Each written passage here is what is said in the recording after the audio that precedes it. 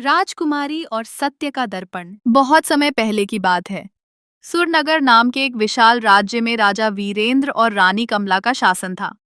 उनके पास धन, दौलत, महल, सैनिक, सब कुछ था। पर उनकी सबसे बड़ी दौलत थी उनकी पुत्री, राजकुमारी सुरभि। राजकुमारी इतनी सुंदर थी कि जैसे चांद धरती पर उतर आया हो। उसके लहराते बाल, कमल जैसे नेत्र और मीठी वाणी सबको मोह लेते थे। लेकिन उसकी सबसे बड़ी खूबी थी उसका दयालु हृदय। राजकुमारी हमेशा जरूरतमंदों की मदद करती थी। वह रोज सुबह महल के बगीचे में जाती, वहां बच्चों से खेलती, गरीबों को भोजन देती और बीमारों की सेवा करती।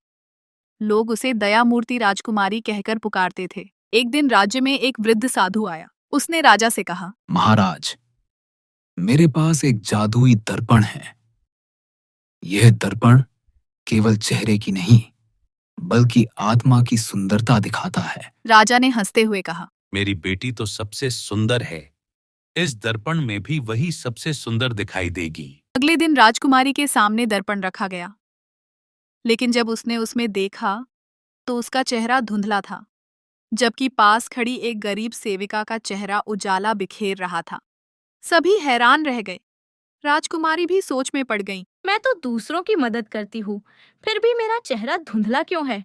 राजकुमारी, तुम मदद तो करती हो, पर कभी-कभी अपने कर्मों में अहंकार का भाव आ जाता है। जब कोई व्यक्ति बिना किसी स्वार्थ के सच्चे मन से सेवा करता है, तभी उसकी आत्मा वास्तव में सुंदर होती है। राजकुमारी की आंखों में आंसू आ गए।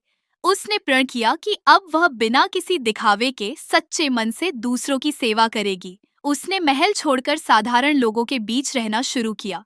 वह गरीब बच्चों को पढ़ाती, बीमारों की सेवा करती और दिन रात दूसरों की खुशियों में अपनी खुशी ढूंढती। कुछ महीनों बाद साधु फिर आया। उसने कहा, अब एक बार फिर दर्पण में देखो। जब राजकुमारी ने देखा तो दर्पण से तेज प्रकाश फैल गया। उसका चेहरा पहले से कहीं अधिक सुंदर और उज्जवल था। अब उसमें केवल बाहरी नहीं, बल्कि आत्मिक सुंदरता भी झलक रही थी। राजा और रानी गर्व से भर उठे। राज्य के लोग उसे सत्य सुंदरी राजकुमारी कहने लगे। राजकुमारी ने यह सिद्ध कर दिया कि चेहरे की सुंदरता क्षणिक होती है, लेकिन आत्मा की सुंदरता अमर रहती है। कहानी की सीख। सच्ची सुंदरता कभी बाहरी रूप में नहीं होती। वह हमारे विचारों, कर्मों और सच्चे मन में होती है। जब हम बिना स्वार्थ दूसरों की मदद करते हैं, तभी हमारा जीवन वास्तव में सुंदर बनता है।